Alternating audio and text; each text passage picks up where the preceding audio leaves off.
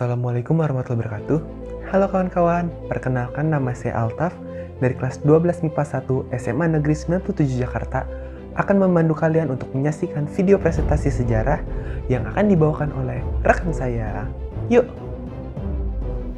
Assalamualaikum warahmatullahi wabarakatuh. Halo semuanya, nama saya Herwanda Nurlita Zahra sebagai perwakilan kelas 12 MIPA 1 yang akan mempresentasikan tentang nilai-nilai positif salah satu tokoh nasional yang berperan dalam menjaga kesatuan NKRI. Yuk disimak baik-baik materinya. Muhammad Yasin. Biografi singkat. Muhammad Yasin lahir di Bau-Bau, Buton, Sulawesi Tenggara pada 9 Juni 1920. Tak banyak yang tahu jika Surabaya memiliki polisi yang menjadi pahlawan saat pertempuran Hari Pahlawan 10 November 1945 di Surabaya. Dia adalah Muhammad Yasin, yang mungkin warga Surabaya lebih mengenal dengan sebutan Takubetsu Keisatsutai atau Polisi Istimewa, tanpa mengetahui siapa nama sesungguhnya polisi istimewa itu. Komjen Pol Muhammad Yasin merupakan tokoh dari kalangan polisi yang membentuk Satuan Brigadir Mobil atau BRIMOB sebagai satuan elit dan tertua di Kepolisian RI. Muhammad Yasin menghembuskan nafas terakhir pada hari Kamis, tanggal 3 Mei 2012 pukul 15.30 waktu Indonesia bagian Barat.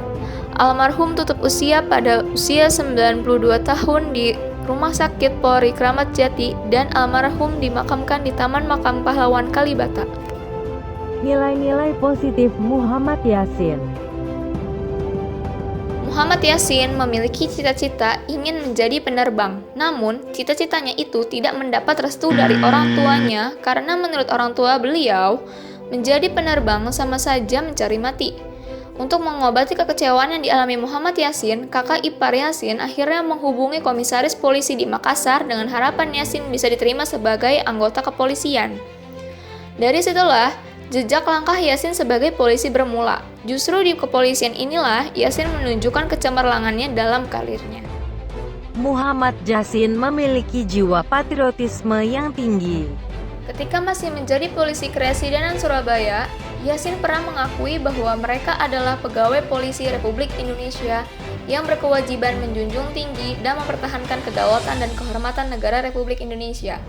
Beliau dan juga telah mampu mempelopori serta memberikan kesadaran akan kemampuan diri sendiri dan identitas bangsa, serta membangkitkan militansi pemuda-pemuda di Surabaya yang kemudian memantik pertempuran heroik sejak tanggal 28 Oktober hingga 28 November 1945 dengan titik puncaknya peristiwa 10 November 1945.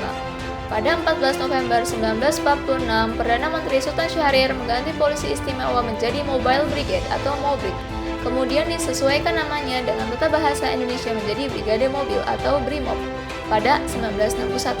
Tanggal itu ditetapkan sebagai hari jadi Korps Baret Biru, nama lain dari BRIMOB, dengan beliau yang berperan dalam pembentukannya sehingga Muhammad Yasin diangkat sebagai Bapak BRIMOB Kepolisian RI. Selanjutnya turut mengambil peran dan perjuangan mempertahankan kemerdekaan, termasuk ketika Belanda 2 kali melancarkan agresi militer. Muhammad Yasin memiliki rasa cinta yang tinggi terhadap keutuhan NKRI. Sebelum peristiwa PKI Madiun 1948 yang dipimpin oleh Amir Syarifuddin dan Musso, Muhammad Yasin sudah mengawasi dan menilai dengan tepat gerakan dari kaum kiri tersebut. Usai itu, Yasin terlibat dalam penanggulangan gerakan Angkatan Perang Ratu Adil atau APRA yang bermaksud melakukan kudeta pada 23 Januari 1950. Ia memperoleh misi penting untuk menyelamatkan pemerintah dari bahaya APRA di bawah pimpinan Kapten Raymond Westerling. Setelah masalah APRA dapat diatasi, muncul gerakan separatisme lainnya, yaitu Gerakan Darul Islam Tentara Islam Indonesia atau DITII di bawah pimpinan Sekar Maji Marijan Kartosuwiryo yang dideklarasikan pada 7 Agustus 1949 di Jawa Barat. Yasin kembali dipanggil untuk ambil bagian dalam menuntaskan urusan ini. Dalam prosesnya, Yasin juga harus menangani misi serupa di Aceh. DITII rupanya sudah menyebar ke sejumlah wilayah termasuk di Serambi Mekah yang dimotori oleh Daud Bereh. Dalam persoalan DITII di Aceh ini, Yasin melakukan pendekatan personal bukan lewat penyerangan. Tiba di markas mereka, ia justru terlibat diskusi santai dengan Daud ber-E sambil menyeruput kopi panas.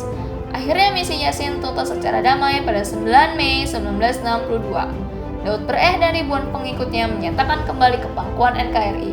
Selain itu, dalam kurun waktu yang kurang lebih sama, Yasin juga dikirim ke Indonesia bagian timur untuk menuntaskan urusan terkait Republik Maluku Selatan atau RMS yang diproklamirkan pada 25 April 1950.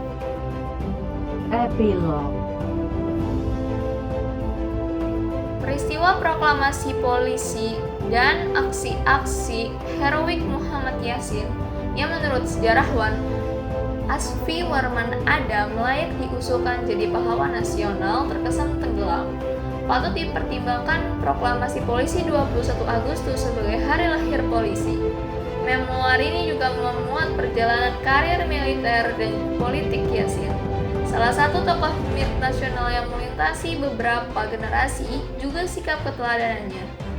Beliau adalah sosok yang memiliki sikap keberanian dalam mengambil keputusan, keteladanan dalam menjalankan tugas, kesederhanaan dalam hidup, jiwa besar, serta tabah dalam menjalani cobaan sebagai seorang yang teraliniasi dalam pemerintahan Orde Lama dan Orde Baru. Nah, udah selesai nih materi kita kali ini. Semoga kalian semua pada ngerti ya, dan semoga berguna bagi kehidupan kalian, karena nilai positif itu patut untuk kita aplikasikan dalam kehidupan kita sehari-hari. Kurang lebihnya mohon maaf. Wassalamualaikum warahmatullahi wabarakatuh. Nah, bagaimana presentasi yang dibawakan oleh rekan saya? Semoga dengan menonton video tadi kita lebih paham tentang tokoh Muhammad Yasin. Setelah ini, akan ada foto-foto dari kelas 12 MIPA 1 SMA Negeri 97 Jakarta.